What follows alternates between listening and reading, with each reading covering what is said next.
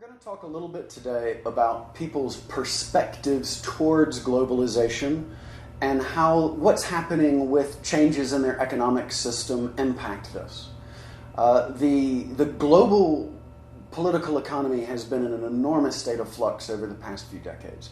You think about three really big changes since the 80s, right? The first is you've seen a lot of democratic revolution, a lot of totalitarian regimes. Thinking about countries from the Cold War, they failed to deliver economic progress, and so you've started to see the emergence of some democracies or quasi-democracies in different parts of the world. Number two, you've seen that there's been kind of this move away from centrally planned and mixed economies. You're seeing countries are really experimenting with changes to their model of political economy. They're definitely opening up their economic sphere to a more free market way of doing business, but that doesn't necessarily mean they change their political sphere as well. Think about a country like Poland, which had reversed both of them. They went from a more communist-based central government to more of a representational democracy, as well as opening up that economic sphere. If you look at countries like Vietnam and China, they've really opened up that economic sphere, but they've kept that totalitarian one-party national government system still in place.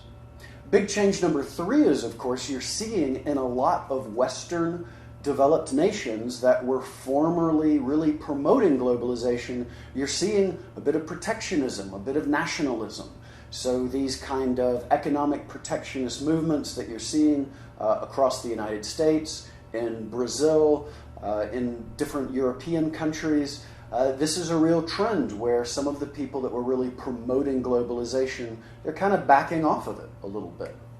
So the interesting thing to think about is in the rest of the world, outside of the US, thinking here about East Asia, South Asia, you've seen trends towards deregulation, you've seen enhancements in property rights, changes to legal systems to increase privatization.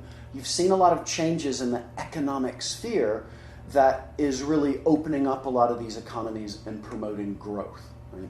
And then, of course, you've got this backdrop of the whole growth in the global economy. You know, China, India, Latin America, a lot of countries that had closed economies, they're now open. And what's quite interesting is that even though the economic sphere is opening, the political sphere not necessarily. So our earlier conception of, say, 1950s American-style democracy being a prerequisite for a strong economic sphere, that hasn't held true when you look at such success cases as Vietnam and China. So how does this impact people's attitudes towards globalization? Well, very frankly, it has to do with how well you perceive globalization is working for you. When the United States was a global hegemon back in the 50s, 60s, even into the 70s and 80s, you know, the attitudes towards globalization were very positive because the country was growing at a very fast clip. Right now, if you look at sort of 2011 to 2015, some of your developed Western countries here, I'm thinking about Britain, France, Germany, the United States, you know, you're seeing GDP per person growth rates of around 10 to 15% across that multi-year period. That's not bad. It's not bad, but it's not stellar. And so what is stellar? Well, stellar would be 30-35% like you're seeing in India, like you're seeing in Vietnam, the Philippines, Malaysia, Indonesia. And these countries that are growing at a very fast rate from 2011 to 2015, when they're asked, is globalization a force for good, they're responding positively to this statement 80, 85, 90% of the time, right? Because they're seeing it work for them. When you ask that same question back to countries like Australia, France, Britain, the United States, the level of satisfaction with globalization falls between 40 to 50%, right?